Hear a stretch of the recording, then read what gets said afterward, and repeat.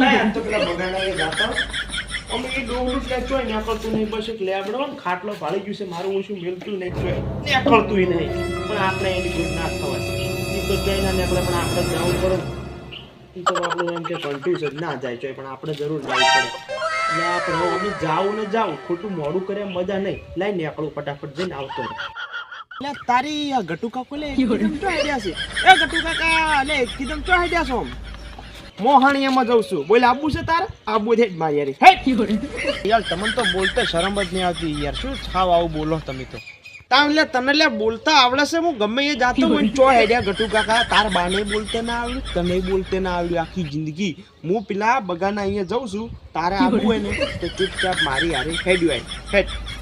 એટલે ગટુ કાકા તમે મને કહો અને હું ના પાડું હેડો હેડો એકથી ભલા બે મારે ઓળખો છોકરો જોઈજો હજુ સુધી આવ્યો ને ચાલુ એનો ભાવ વચન દે છે એની વાત જોઈ હજુ સુધી મારે ઓળખો આવ્યો જ ને એનું કોમ જ એવું જ હોય છે હવે છોકરો તો સૌ ના આવ્યો પણ હું આવ્યો જો બગા શેઠ તમારા ઘેર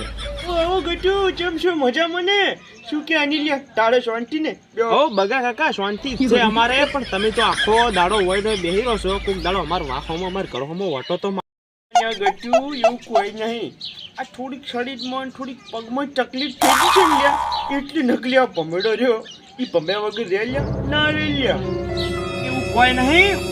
આ તો બધું વારસાગત પડ્યું છે કારણ કે આ બગાડનો ડોહો રહ્યો ને એ ઢેસાણમાંથી હજળ થઈ ગયો હતો અને ઓય ને એનું ઈ જ છે ને જો એ હજળ જ છે અને પછી તારો ડોહો તને પડ્યો આખો દાડો તાર ઘેર બોકાનો પડતો વાત કરીશ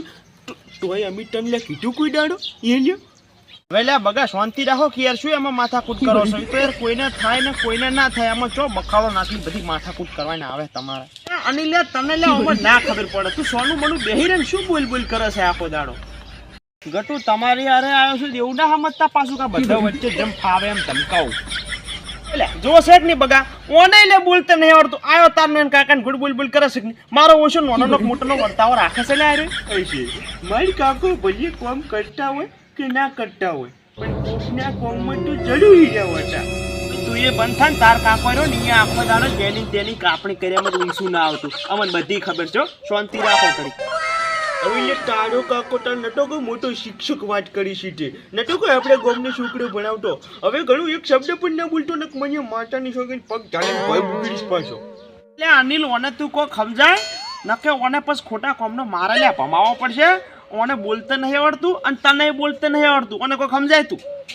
હવે બંધ થઈ જાય લાલ માથાળા ઘણું બોલતો ના ને જોઈશ નહીં પાછું કે તું મારાથી મોટો છે ગટુ યાર અનિલિયા હું તમને એક વાત કહું વભલો મારી વાત તમે યા વૈકણ મારા ઘરે લડવા આવ્યા છો કે વૈકણ બી હવા આવ્યા છો એ મને કીધું પહેલી વાત આયા તને તમે બી લડ કરો છો મને ભેગો લઈ આવો છો લડવું હોય ને લે ડોહલા તો તારા જેવા હડી ગયેલા ડોહલા પાડે હું લડતો છું એટલે વાત કરે છે લડવું હોય તો આ ગટુ મેદાનમાં જાય વાત કરે તારા જેવા મરી લઈને હું મારતો છું બેર્યા ગટુ હું તમને કહું છું અને તને કહું છું છોકરા શાંતિથી બેવો બેવો નક તમે ઘેર જતા રહો એ જન્નરો વાત કરું છું હું એ શું બગાડ્યું છે વાત કરે છે મન થઈ જાય તને ને ગટુ ને બેન ભેગા બોતીને એવા કુટીશ ને તમે વિચારી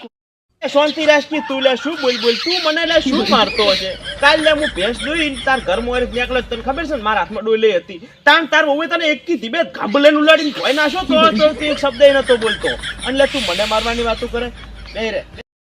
હવે વળી ઈ તો અમારા ઘરનો પ્રશ્ન છે એમાં તમારે શું બોલવાનું આવે તમારે ઘેર જતા જજો ઉપર ગટુ તું જા ને અને તું જા